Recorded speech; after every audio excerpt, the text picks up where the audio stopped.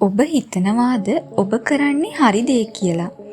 අපි හැමදාම ඊටාම සාමාන්‍ය විදියට කරන පුරුදු පහක් නිසා ඔබේ හදවත වකුගඩු සහ අක්මාව දවසින් දවස විනාශ වෙනවා කියලා ඔබ දන්නවාද? මේක සාමාන්‍ය ලෙඩක් නෙවෙයි. මේවා ඔබේ සිරුරේ ඇතුලේ ක්‍රියාත්මක වෙන නිහඬ මිනීමරුවන්. අද මම ඔබට හෙළි කරන්නේ ඔබ අදම නතර කළ යුතු ඒ භයානක වැරදි පහ ගැන. පළමු වැරැද්ද තමයි කෑමගත් සැනින් වතුර බීම. අපේ බඩේ කෑම දිරවන්න ඇසිඩ් වර්ග සහ එන්සයිම නිපද වෙනවා. ඔබ කෑම කාලා ඉවර වුණු ගමන් වතුර වීදුරුවක් බීවොත් වෙන්නේ ඒ දිරවීමේ ක්‍රියාවලිය සම්පූර්ණයෙන් අඩපණ වෙන එකයි. මේකෙන් තමයි බඩ පිපීම, ගෑස්ට්‍රයිටිස් සහ අධික තරබාරුව ඇතිවන්නේ. අඩුම තරමේ කෑමට විනාඩි 30කට පස්සේ වතුර බොන්න පුරුදු වෙන්න.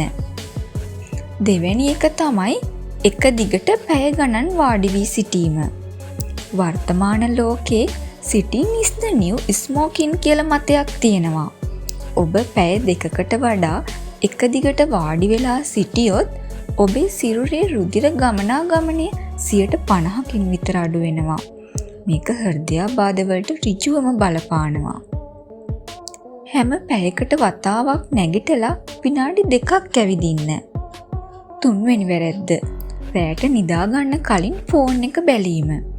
මේ ස්ක්‍රීන් එකෙන් එන බ්ලූ ලයිට් එක නිසා ඔබේ මොළයේ මෙලටොනින් කියන නිදා ගැනීමේ හෝමෝනය නිපදවීම නතර වෙනවා.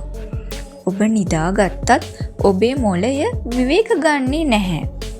ප්‍රතිඵලය පසුදා උදේට දැනෙන මහා තෙහෙට්ටුව සහ මතක ශක්තිය අඩුවීම. හතරවෙනි එක තමයි සුදු වස. ඒ කියන්නේ අධික ලුණු සහ සීනි. ලුණු ඔබේ වකුගඩු විනාශ කරද්දී සීනි ඔබේ ශරීරයේ ප්‍රතිශක්තිකරණ පද්ධතිය පැය 5කට අකල්මන්‍ය කරනවා. ක්ෂණික ආහාරවල තියෙන මේ දේවල් ගැන දෙපාරක් හිතන්න.